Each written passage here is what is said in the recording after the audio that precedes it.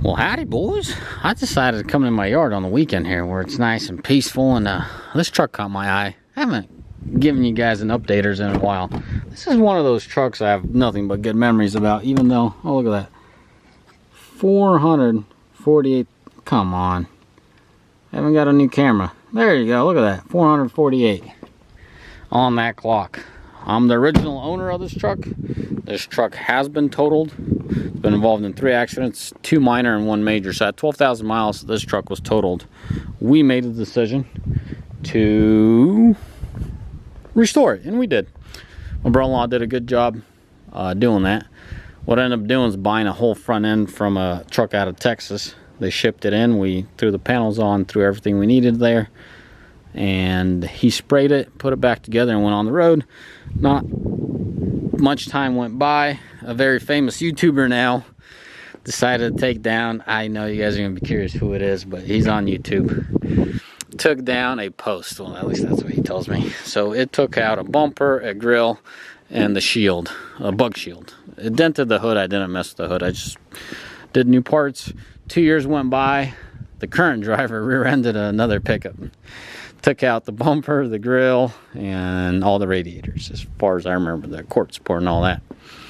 So that's why you see a nicely clean headlight, and then this headlight isn't. It might have not been damaged, because you could tell this headlight has about 150, 200,000.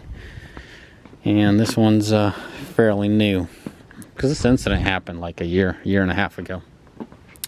But anywho's, so this truck has had quite the history, but has always served us well. Never let us down, and never let us on the put us on the side of the road. Besides once, and that was my fault. Somehow I managed to miss the water pump. Either marked it off that it was replaced, or I don't know what happened. I'm not gonna come up with excuses or reasoning what happened. But bottom line, the water pump was missed at 200,000. The pulley went flying. Luckily us, we were only 120 miles away from Spokane, where the driver was. We replaced it on site there, poured some coolant, and called it a day. It was a quick fix on the side of the road. And that's it. That's all there was to this truck. The truck has new hubs up front. You know, changed out both bearings. I think we've went out and did new rotors recently, but that's all preventative. As far as the rest of the truck goes, it's in good condition, good working condition. Besides missing the plastic down there in the dam. They're like 20-30 bucks at the dealership, which really surprised me. It's really cheap. The interior held up fine. The guy that drives it is just the way he keeps it. He's a hard-working guy. He's a very hard-working guy. It looks like he put himself a CB in here. So yeah. Yep, I showed you the mileage. Truck's, it's dirty. It was probably parked last night. Obviously Monday comes, the guys will wash it and on the exterior and keep her. But other than that, I mean, besides the wash, it's in very good shape. Pretty filthy, but that's all there is to it, you know. Quick little rundown as far as maintenance goes. Maintenance items, I started talking about them, but I veered off. So for some odd reason, these, well, not odd reason, good mileage comes up about 400,000. You're gonna have an issue with your blower fan. That needs to get replaced. This one got done recently. So more towards a 420, 430 is when the blower fan was done. That's as far as the interior goes, really. Exterior, you know, you got hubs at about 250, water pumps at 100. Don't push it any further, you're gonna have problems. Brake pads, if you got a really careful driver, 200 plus. I would say they would last even more, but at 200, change them out. You're gonna have an issue with the pad coming unglued from the bracket, and it's going to cause you an issue. Just go ahead and replace pads by 200,000 if they need them, or don't, because all the heat, they unglue and go send themselves south. If that happens, you collapse the caliper, like the piston comes out, and you got an issue. As far as caliper goes, I don't really see an issue, as long as you every time you do brakes, make sure you pull the pins out, clean them, lube them, make sure that the slider pins are healthy. I think, if I'm not mistaken, every manufacturer is going to give you a little boot and, you know, grease for your slider pins. Might even include new slider pins in there. Those are slim, but for the most part, you got boots and stuff to replace there. So That's very important. A lot of people neglect that, and then they have weird wear, like one side will wear more than the other as far as the brake pads go. As far as the rear end on this truck, it is original at $450,000. The assembly, oh, there's an assembly on the floor there. It's probably going to go on this truck. This thing has $450,000, and the assembly, like I'm talking about, transfer case back, the U-joints, the carrier bearing, all's original. If not for long, I think they're going to change it out this time. Transmission's original on this truck. The engine's original. I have no complaints. Because of the accident,